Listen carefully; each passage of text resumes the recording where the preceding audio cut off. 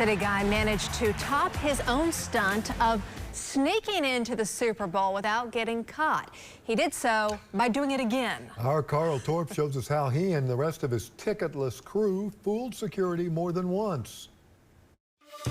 San Diego bar owner Dion Rich snuck into the NFL's biggest game some 35 times. Here's the infamous gatecrasher carrying Tom Landry off the field after Super Bowl 12. The legendary coach wondering, who is this guy? I think that was the year that Maxim gave about 10 different people $500 to try to sneak in.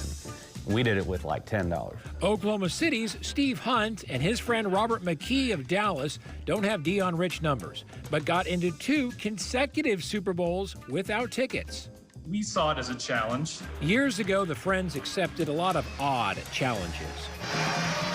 Appearing on game shows, in city council broadcasts, and live behind reporters. Yeah, we hate that. Honestly, we're just out there having a good time. But nothing is bigger than the Super Bowl. It is the holy grail of events. On game day in 2004, Hunt and McKee and 2 other accomplices arrived in Houston at Reliance Stadium. They approached a group of kids taking part in the halftime show just outside the stadium and lied.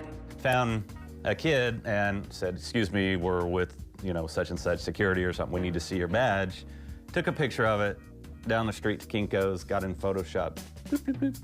Here's one of the passes that helped get them all inside. But this was like 400, 500 kids, and all they had was just a little purple laminated card. They didn't scrutinize their passes, so we just kind of blended right behind them. The 4 walked in right after Janet Jackson and Justin Timberlake had their wardrobe malfunction.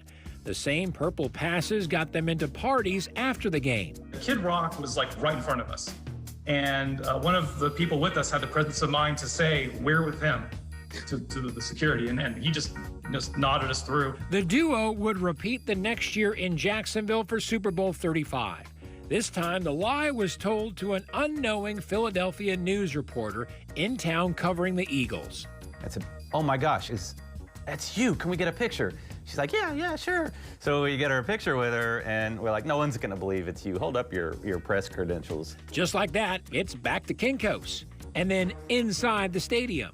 The real coup of that, though, was that we got into the post-game interview tent. Getting this close to players with bogus credentials made a fake one of these, a fake media pass. Made for a big story in Jacksonville, where I lived and reported on the Super Bowl sneak after the guys left town. Very hard to duplicate. You can see 2005 media badges didn't have barcodes and could not be scanned like actual tickets. The NFL learned that they need to do that. Media badges have changed a lot, and so too McKee, a web programmer, and Hunt, who actually ran for mayor of OKC in 2010. The shenanigans are over, but these memories never, ever feel old. I rarely smile. I'm one of those frowning people, but this makes me smile. Karl Torp, Oklahoma's own News 9.